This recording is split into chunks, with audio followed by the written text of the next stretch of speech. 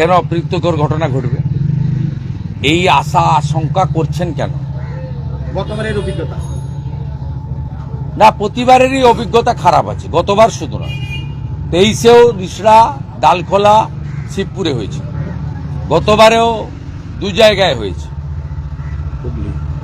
হ্যাঁ, মানে তার 23-এ হুগলিতে হয়েছিল, গতবারে আপনার এগরাতে একটা ঘটনা ঘটেছিল আর মুর্শিদাবাদের শক্তিপুরে ঘটেছিল, তার আগের বারে হুগলি, রিষড়া, ডালখোলা, উত্তর দিনাজপুর এবং শিবপুরে। বিষয়টা হচ্ছে কেন হবে। কয়েকদিন আগে মুসলিম সম্প্রদায় ঈদ পালন করলেন, একটাও ঘটনা ঘটেনি। তার কারণ সনাতনীরা নিজ ধর্মে আস্থা রাখে, অপর ধর্মে শ্রদ্ধা রাখে। এটা স্বামী বিবেকানন্দের মন্ত্র। সনাতনীরা সহিষ্ণু। আমি তো বলছি তৃণমূলের জিহাদি এবং পুলিশ কাল যদি বাড়িতে থাকে তাহলেই শান্তিপূর্ণ রামনবমী উদযাপন হবে। এরা রাস্তায় থাকলেই সমস্যা তৈরি হবে। যোগ্য যারা শিক্ষক, শিক্ষাকর্মী, শিক্ষিকা, তাদের সঙ্গে ভারতীয় জনতা পার্টি ডে 1 থেকে আছে। আমাদের প্রধানমন্ত্রী যখন লোকসভা নির্বাচনে প্রচারে এসেছিলেন তখন তিনি ভারতীয় জনতা পার্টির সব সৈনিককে বলে গেছিলেন যে তোমরা লিগ্যাল টিম তৈরি করে এদের পাশে দাঁড়াও। এবং আপনারা সবাই দেখেছেন ডকুমেন্টারি এভিডেন্স, 30 ডিসেম্বর বিজেপির 15 জন এমএলএ এসএসসি ভবনে গিয়ে 7ই জানুয়ারি যে হিয়ারিং ছিল তার আগে গিয়েই যোগ্যদের তালিকা জমা দেওয়ার দাবি করেছিলাম। চেয়ারম্যান সিদ্ধার্থ মজুমদার পালিয়ে গেছিলেন মমতা ব্যানার্জির নির্দেশে, সচিব মিট করেছিলেন। তাই বিজেপি যোগ্যদের পক্ষে এবং 23 লক্ষ পীড়িতর পক্ষে। কারণ এটাতে 18 বা 6000-এর ভাগ করলে হবে না। এই পুরো স্ক্যামটাতে পশ্চিমবাংলার 2016 সালে এসএসসি পরীক্ষায় বসা 23 লক্ষ বেকার যুবক যুবতী তারাই এফেক্টেড, তারাও বঞ্চিত হয়েছেন। এবং এর জন্য একমাত্র দায়ী হচ্ছেন মমতা বন্দ্যোপাধ্যায়, এই রাজ্যের মুখ্যমন্ত্রী। আমরা যোগ্যদের পক্ষে আছি। আমি তাদের বলেছি যে কোনো কাট অফ টাইম নেই। 3 মাস বলে যে এটা প্রচার হয়েছিল ওটা ঠিক নয়। অর্ডার কপিতে কোনো কাট অফ টাইম নেই। এই মুহূর্তে তাদের স্কুলে যাওয়ার বারণও অর্ডারে নেই। এই মুহূর্তে তাদের বেতন বন্ধ হওয়ার কথাও অর্ডারের কোথাও লেখা নেই, যেহেতু তারা যোগ্য।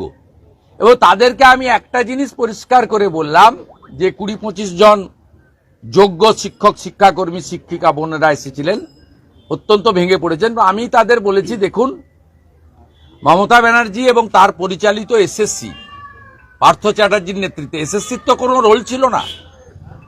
এসপি সিনহার নেতৃত্বে আলাদা রিক্রুটমেন্ট কমিটি করা হয়েছিল এবং এসএসসির যে অটোনমি সেটা নষ্ট করে দিয়ে, এটা হয় না কোথাও। এসএসসি একটা অটোনমাস বডি, বিধানসভায় আইন করে তাকে দায়িত্ব দেওয়া হয়েছে, তার একটা হ্যান্ডবুক আছে নিয়োগের ক্ষেত্রে। কিন্তু পার্থ চ্যাটার্জি একটা বিরল প্রাণী, তিনি এসএসসিকে তুলে দিয়ে এসপি সিনহার নেতৃত্বে একটা রিক্রুটমেন্ট টিম বানিয়েছিলেন। এবং বেহালায় বাঁশদ্রোণীতে পার্থর বাড়ি থেকে এগুলো হতো এবং ভাইপোর ওখানে টাকা কালেকশন হতো, সেটাও বেহালাতে সুজয় কৃষ্ণ ভদ্রের বাড়িতে, প্রমাণিত সত্য। সেখানে মন্ত্রীর ওএসডি এবং পিএস অভিজিৎ বলে একজন WBCS, যিনি হোমপারের অন্তর্গত, তিনি মেম্বার ছিলেন। আমি ওদের বলেছিলাম এরা ওএমআর পুড়িয়ে দিয়েছিল। যদি প্রধানমন্ত্রী নরেন্দ্র মোদীজি না থাকতেন,